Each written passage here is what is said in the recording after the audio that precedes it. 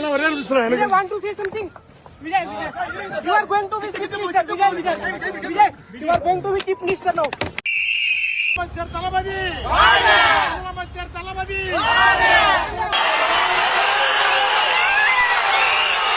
இந்த தேர்தல்ல திமுக தோக்க போறது உறுதி.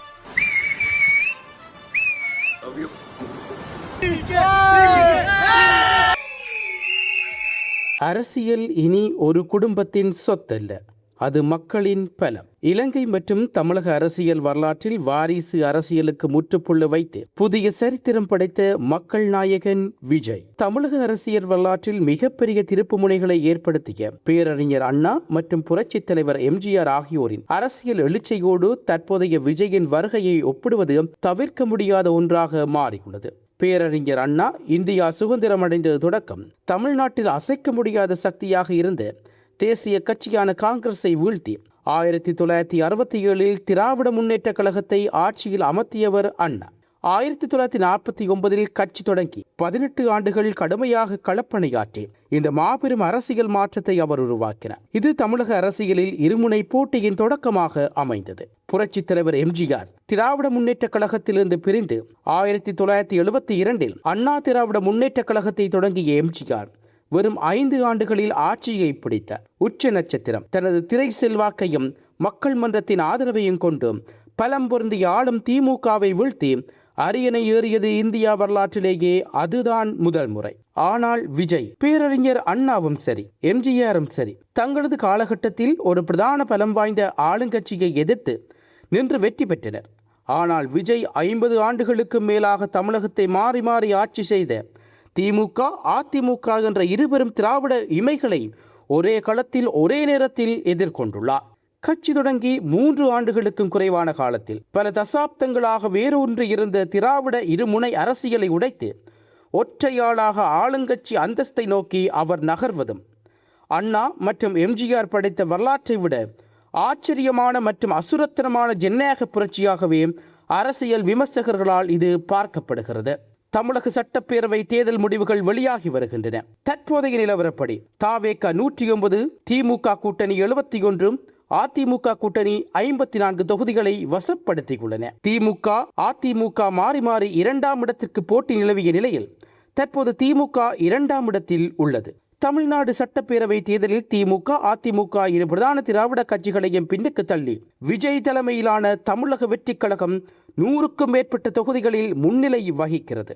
முதலமைச்சர் ஸ்டாலின் போட்டியிட்ட களத்தூர் தொகுதியில் மு.க. ஸ்டாலினை படுதோல்வியாக்கிய தவேக வேட்பாளர் வி.எஸ். பாபுவை வெற்றி பெறச் செய்து விஜய் அவர்கள் மு.க. ஸ்டாலினுக்கு செருப்படி கொடுத்துள்ளார்.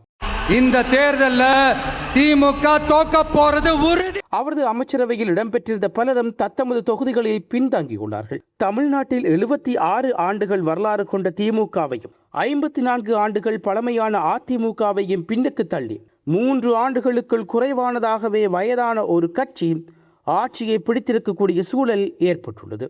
தமிழ்நாட்டில் சட்டப்பேரவை தேர்தலில் வாக்குகள் எண்ணப்பட்டு வரும் நிலையில் விஜயின் தமிழக வெற்றிக் கழகம் 1.09 கோடி வாக்குகளை பெற்றிருக்கிறது. தமிழ்நாட்டு சட்டப்பேரவை தேர்தல் 2026 2ஆம் இடத்தில் 71.97 லட்சம் வாக்குகளுடன் திமுக 2ஆம் இடத்தில் உள்ளது. 2021ஆம் ஆண்டு தேர்தலில் வெற்றி பெற்ற திமுக 2.09 கோடி வாக்குகளை பெற்றிருந்தது. அதிமுக கூட்டணி ஒட்டுமொத்தமாக 1.83 கோடிகளை வாக்குகளை பெற்றிருந்தது. வரலாற்றில் முக்கிய நிகழ்வாக புதிய கட்சியாக தவேக இதுவரை 1.09 கோடி வாக்குகளை பெற்று முன்னிலையில் உள்ளது. திமுக கூட்டணி மற்றும் அதிமுக கூட்டணிகளின் ஒட்டுமொத்த வாக்கு வங்கியின் சரிபாதியை தற்போது தவேக பெற்றிருப்பதாக கூறப்படுகிறது.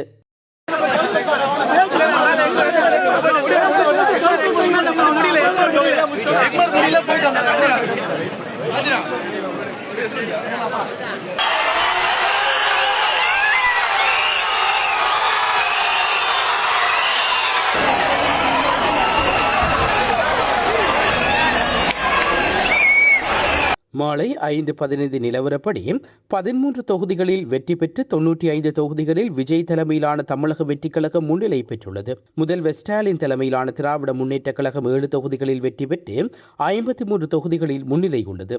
எடப்பாடி பழனிசாமி தலைமையிலான அனைத்திந்திய அண்ணா திராவிட முன்னேற்றக் கழகம் ஒரு தொகுதியில் வெற்றி பெற்று 44 இடங்களில் முன்னிலை எடப்பாடி பழனிசாமி தலைமையிலான அனைத்திந்திய அண்ணா திராவிட முன்னேற்றக் கழகம் ஒரு தொகுதியில் வெற்றி பெற்று 44 இடங்களில் முன்னிலை பெற்றுள்ளது. வாக்கு எண்ணிக்கையில் விஜயின் தமிழக வெற்றிக் கழகம் தொடர்ந்த முன்னிலையில் இருந்து வரும் நிலையில் தமிழக வெற்றிக் கழகம் 80 லட்சம் வாக்குகளை கடந்துள்ளதாக தெரிவிக்கப்படுகிறது. அவர் ஒரே நாளில் திமுக கோட்டையை உடைத்து அரசியல் களத்தையே மாற்றியுள்ளார் என்று இந்திய ஊடகங்கள் செய்தி வெளியிட்டுள்ளன.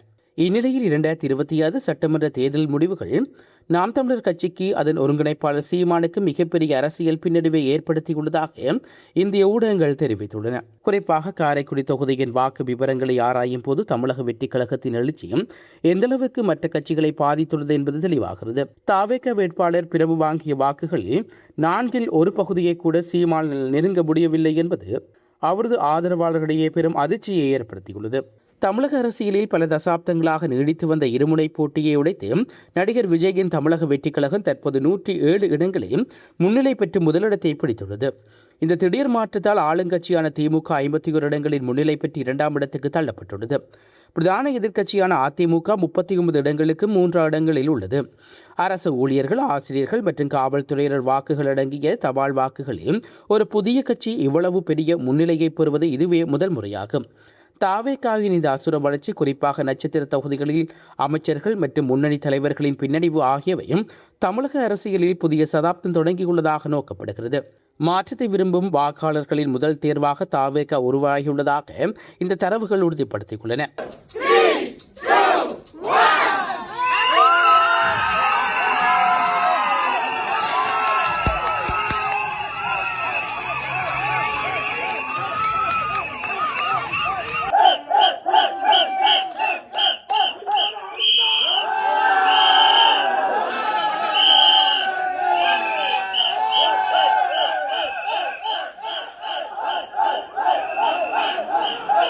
பதினைந்து தொகுதிகளில் வெற்றி பெற்று 94 தொகுதிகளில் விஜய் தலைமையிலான தமிழக வெற்றிக் கழகம் முன்னிலை பெற்றுள்ளது. முதல்வர் ஸ்டாலின் தலைமையிலான திராவிட முன்னேற்றக் கழகம் 8 தொகுதிகளில் வெற்றி பெற்று 50 தொகுதிகளில் முன்னிலை வகித்துள்ளது. எடப்பாடி பழனிசாமி தலைமையிலான அனைத்திந்திய அண்ணா திராவிட முன்னேற்றக் கழகம் ஒரு தொகுதிகளில் வெற்றி பெற்று 43 இடங்களில் முன்னிலை வகித்துள்ளது.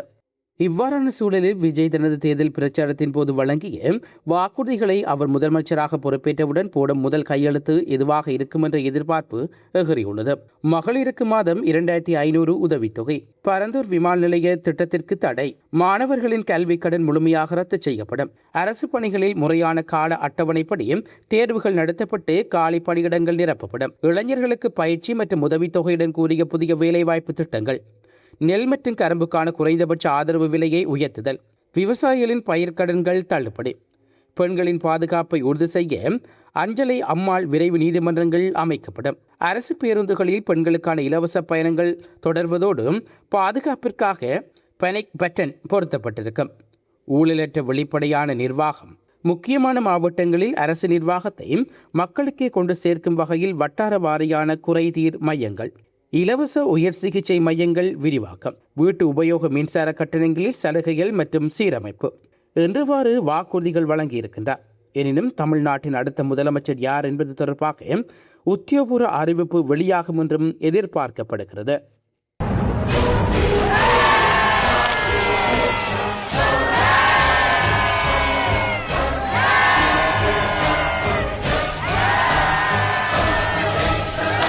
இதுபோன்ற செய்திகளை தெரிந்து கொள்ள யாழ் டிவி நியூஸ் சேனலை சப்ஸ்கிரைப் செய்து அருகே இருக்கிற பெல் பட்டனையும் கிளிக் செய்து கொள்ளுங்க.